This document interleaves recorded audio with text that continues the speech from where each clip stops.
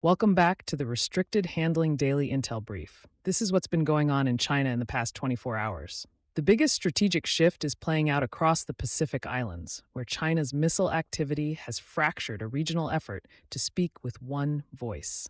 Foreign ministers failed to agree on a collective response to Beijing's July test of a nuclear-capable ballistic missile into the Pacific. Papua New Guinea called the launch inappropriate, while Kiribati and Nauru reportedly resisted the proposed language.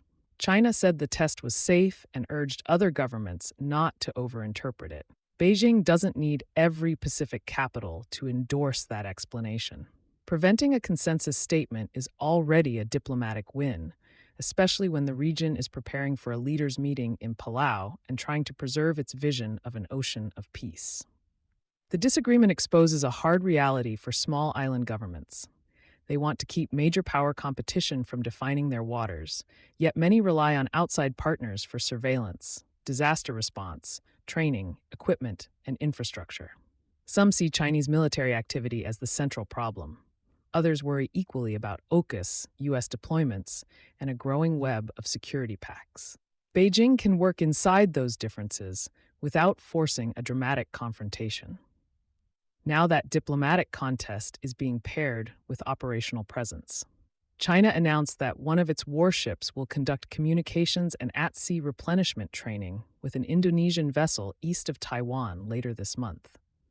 The exact location hasn't been released, and Indonesian and Taiwanese authorities had not responded when the announcement emerged. The geography does the talking. Taiwan's east has often been treated as a comparatively protected area for preserving forces and receiving outside support. Chinese naval and coast guard activity increasingly challenges that assumption. Training with a partner also makes Beijing's presence look less unilateral. Jakarta may view this as routine naval diplomacy, while China uses the same event to normalize foreign participation in waters where it rejects Taiwan's authority. Beijing is applying similar pressure through the Pacific Islands Forum. Its foreign ministry urged the Secretariat to follow China's interpretation of the One China principle when handling Taiwan's expected attendance at the coming leaders' meeting. The warning linked the issue to the health of China's relationship with the forum. China's embassy in Japan used even sharper language, saying Taiwan isn't a country and has no claim to national status. This approach compresses Taiwan's international space one invitation and one title at a time. It creates recurring tests over protocol without producing a single crisis that would automatically unite a counter-coalition. Palau now faces a practical question. Can the host and the forum protect their own procedures while managing Beijing's economic and diplomatic leverage? Taiwan's response to influence activity is also getting tougher. A court sentenced Xu Chunying, a China-born activist, to 7 years under anti-infiltration and banking laws. Prosecutors said she coordinated with Chinese officials, supported favored candidates, facilitated visits, and moved substantial funds through underground channels. Xu admitted some financial offenses but denied the infiltration charges. The case reaches beyond one defendant because Xu organized mainland spouses, a constituency connected by family and social networks across the strait. Those networks can be valuable channels for legitimate community work, political participation, or covert influence. Taipei has to disrupt the last category without stigmatizing the first two.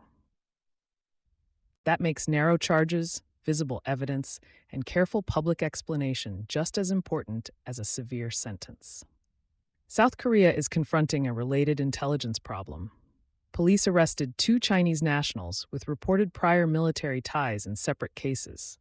One allegedly intercepted fighter and control tower communications near Gunsan Air Base using commercially available equipment.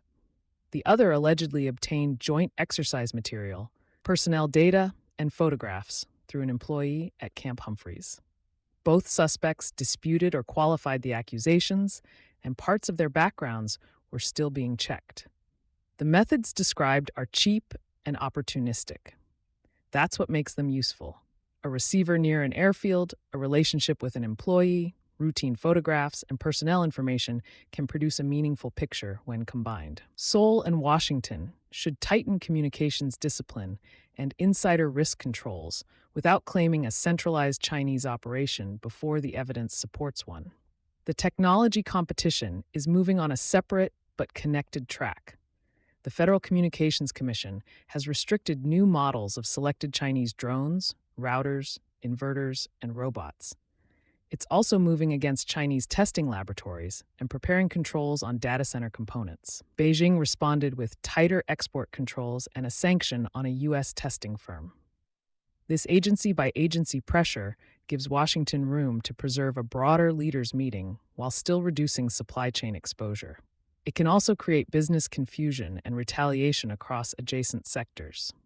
The key test is whether the rules remain tied to specific risks and realistic transition periods. A broad industrial exclusion campaign would be harder to manage and easier for Beijing to sell as containment.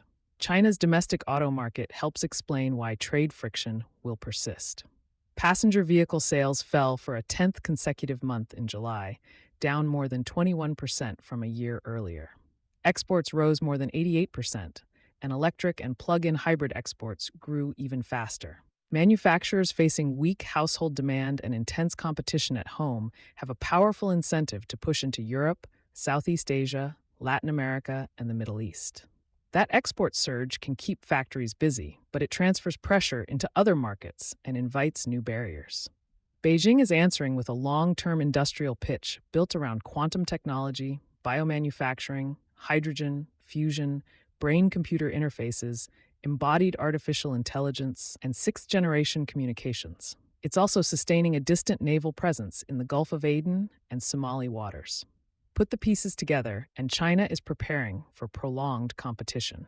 It's using military activity to normalize presence, diplomatic pressure to narrow Taiwan's room, law and influence networks to test political systems, and frontier industry to reduce future vulnerability. The Pacific Divide gives Beijing room to maneuver today. The response will depend on whether regional governments can coordinate around their own interests before outside powers write the rules for them. That's all for today. Be good to one another.